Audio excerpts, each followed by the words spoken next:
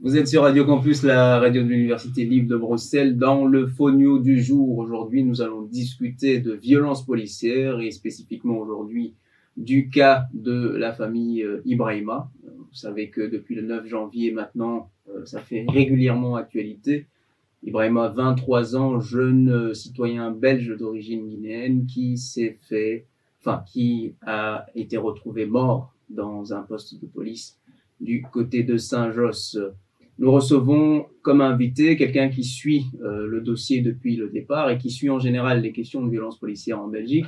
Je ne vais pas le présenter comme un expert, sinon il va me taper dessus, mais c'est Anas Amara, militant des jeunesses organisées et combatives. Bonjour Anas. Bonjour. Bienvenue dans notre émission. Donc vous revenez là maintenant de la conférence de presse tenue par la famille Ibrahima. Ouais, c'est ça. Comment ça s'est passé dans les grandes lignes? Donc la conférence de presse a été organisée dans le but d'offrir une tribune d'exposition aux familles. Donc la conférence de presse ne réunissait pas simplement la famille Ibrahima, mais a réuni également la famille de l'ami Bangoura. Donc plusieurs éléments ont été soulevés dans le cadre de cette conférence de presse.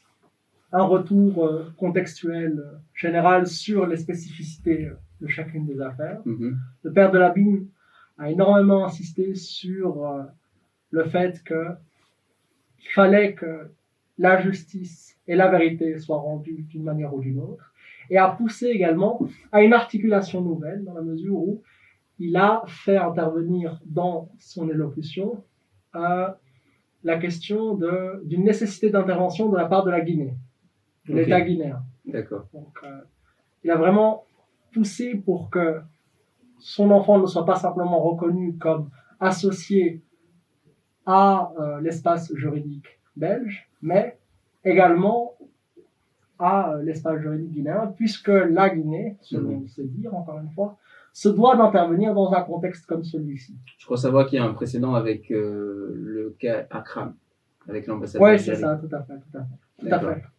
Et dernièrement, on a appris aussi que Ilyes, un jeune Algérien sans papier, est mort aussi dans un poste de police. Est-ce que là, il y a des avancées? Quels sont les éléments nouveaux qu'on a autour de cette affaire? Autour de cette affaire, on n'a pas véritablement d'éléments nouveaux. On sait qu'il va y avoir, dans le courant de cette semaine, la construction d'un parti civil porté par un représentant belge de la famille, qui n'est pas issu directement de la famille, mais en tout cas qui est un représentant. Et donc nous, en tant qu'organisation de jeunesse, nous allons tenter de nous constituer également dans ce dossier en tant que partie civile, afin de porter des éléments connexes et complémentaires dans la future instruction, et permettre finalement de mobiliser des espaces politiques qui, à mon sens, doivent pouvoir s'imprégner et immerger dans ce type d'affaires spécifiques. Alors, les cas de violence policière font actualité depuis bien longtemps maintenant. Ça ne date pas seulement de l'affaire George Floyd, mais l'affaire George Floyd a donné une autre importance médiatique, en tout cas, aux faits de violence policière. Où est-ce qu'on en est en Belgique concrètement dans la lutte contre les violences policières? Est-ce qu'il y a des solutions? Est-ce que le rapport de force pour les organisations militantes ou les familles en est au stade 0, ou est-ce que ça en est exactement? Il y a des articulations nouvelles qui se mettent en place, c'est-à-dire que les enjeux et les questionnements relatifs aux questions juridiques commencent petit à petit à prendre de plus en plus de place consacrée, puisque pendant très longtemps, la logique d'intervention du champ militant était réduite à sa compétence assistentielle, voire logistique. Et là, à l'instant, comme les familles manœuvrent véritablement pour politiser les questions juridiques, les questions de qualification, les questions d'intervention dans l'ensemble du champ, de la chambre du conseil, etc., il y a de nouveaux enjeux qui apparaissent et qui sont également saisis par le champ militant.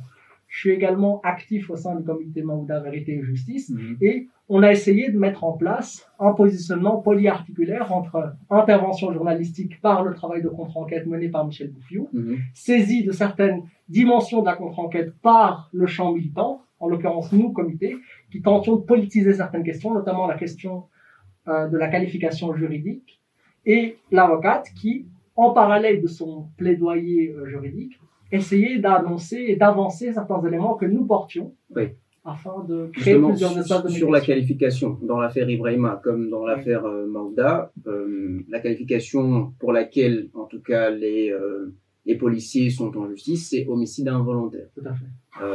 Donc il y a déjà un enjeu là. Tout à fait. De qu'est-ce qu'on risque quand on est accusé d'homicide involontaire? Donc le risque pénal maximal pour un homicide involontaire soutient une peine maximale de 4 ans. Donc, c'est-à-dire que lorsque la première saisie, lorsque la chambre du conseil, lorsque le parquet saisit la qualification d'homicide involontaire, le DOL, donc la notion d'intention, considère que le policier est irresponsable de son acte. Mmh. Donc, dès lors qu'il y a saisie de cette qualification, le contexte, les conditions dans lesquelles l'acte a été installé ne sont absolument pas déterminantes pour construire pour construire le volume de peine. Et donc, finalement, c'est un enjeu vraiment, mais vraiment primordial sur lequel, que ce soit les familles, les avocats, mais également le champ militant, nous devons porter un regard, puisque c'est ce qui va finalement construire la future trame narrative de l'instruction. Pour en venir un peu aux solutions, parce que on va pas simplement constater les problèmes.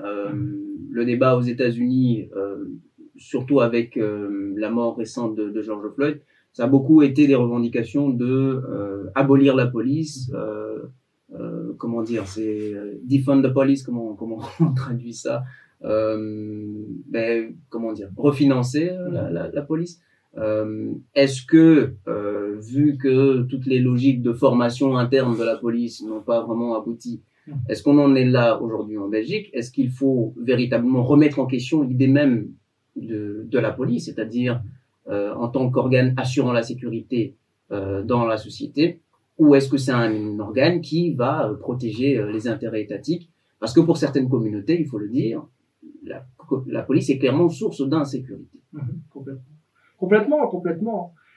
La question de l'abolition de la police peut représenter un pressentiment constitutif d'un but plus large, c'est-à-dire une utopie concrète, mais dans les faits, actuellement, au regard du territoire politique dans lequel nous sommes installés, je pense que la question de l'abolition représente un petit peu un onirisme qu'on n'arrivera pas à saisir si on ne construit pas, justement, une pratique et une pragmatique de compréhension de la structure objective de la violence policière.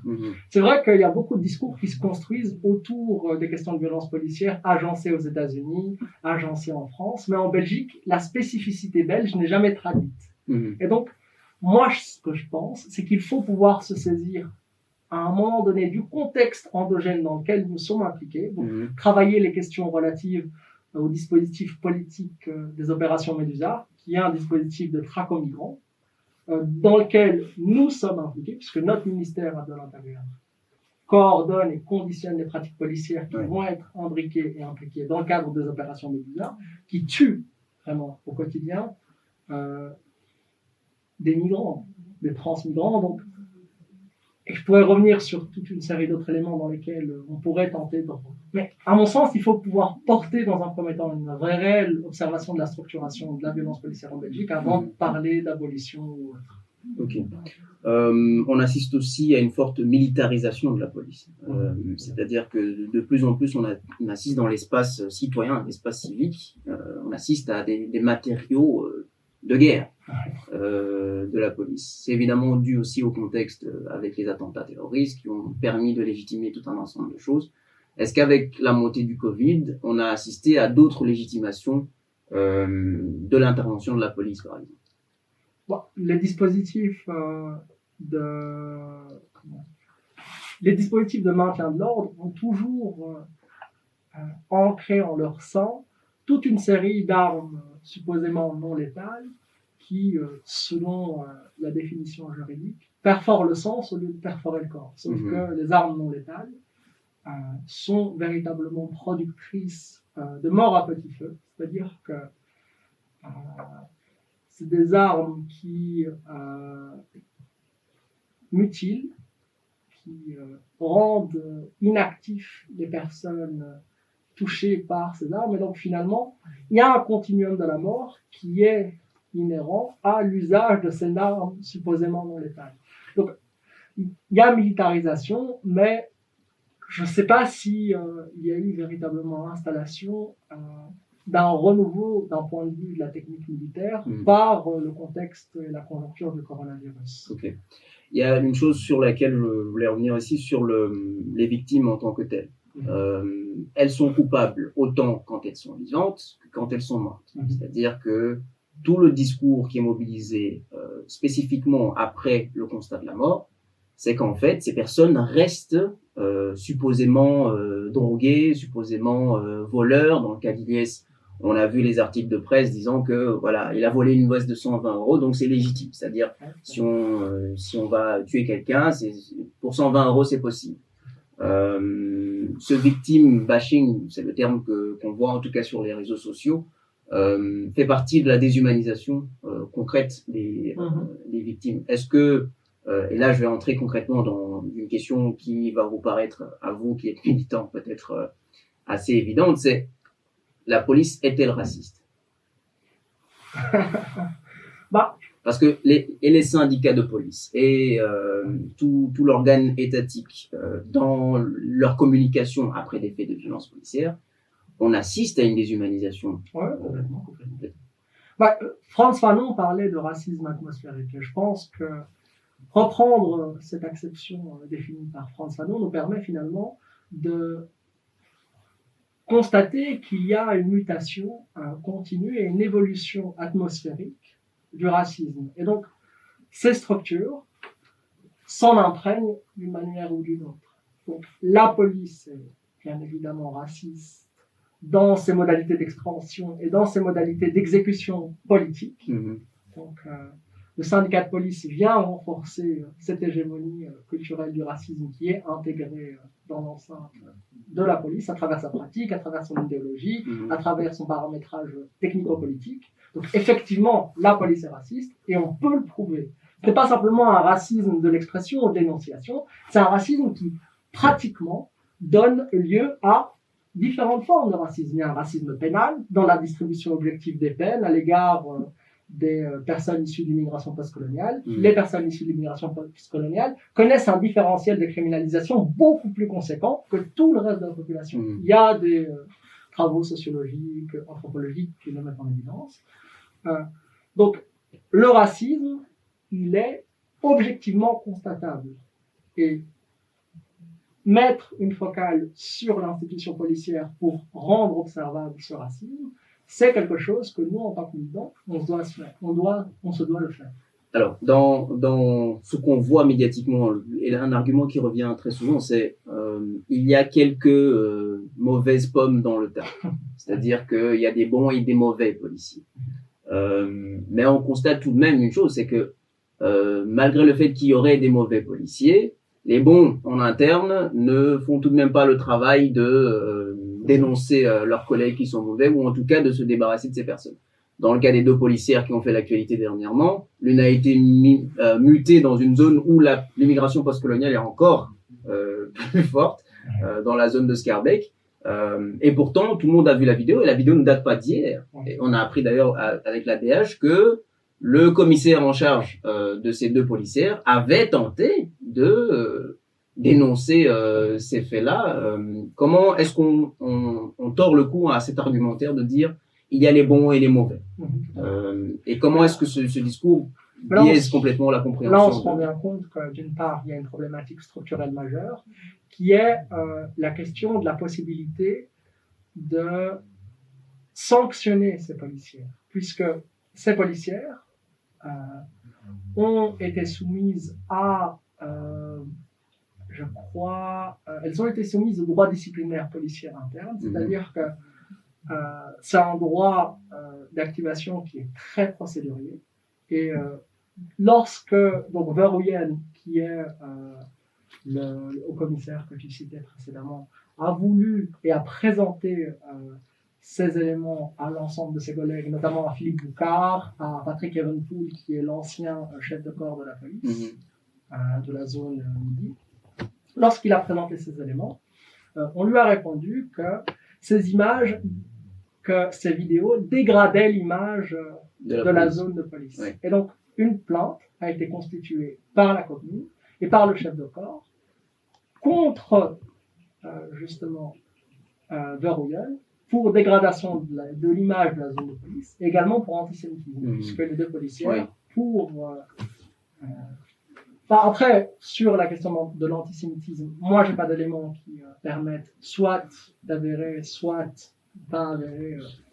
Mais je pense que ce qu'on peut observer dans ce contexte-là, c'est que machinalement, il y a une structure qui va construire une forme de blanchiment des informations et une incapacité de mettre en observation des faits qui sont complètement vérifiables et qui sont complètement avérés par l'image que tout le monde a vue. C'est-à-dire que c'est des vidéos. Cette vidéo, elle est paradigmatique d'un racisme structurellement incarné par ces deux personnes et en même temps par toute la procédure de blanchiment et de mise en cécité de la possibilité de porter plainte. Parce que jusqu'à présent, que ce soit UNIA, que ce soit le MORAX, aucune de ces institutions ne s'est portée partie civile pour porter plainte à l'égard de ces deux personnes. Ce qui est complètement sidérant. Donc nous, en tant que citoyens anderlechtois, nous avons décidé d'engager la commune sur cette problématique et donc nous allons lancer le 25 février une interpellation communale à l'égard de notre bourgmestre pour mettre en questionnement justement cette possibilité. Interpellation portée par les citoyens ou portée par un parti politique du Conseil? Portée par les citoyens, pour l'instant. Okay. Portée par les citoyens, pour l'instant. Aucun parti politique n'a accepté, jusqu'à présent, tout du moins, de nous suivre dans cette démarche. Mais nous verrons ultérieurement si ces derniers seront enclins à nous accompagner. Mais pour l'instant, nous soutiendrons une interpellation communale sur cette problématique le 25 février à Anderlecht. Très bien. On devait aussi normalement recevoir, malheureusement le temps ne nous permet plus, la famille d'Ibrahima, la personne de Aïcha, sa petite sœur.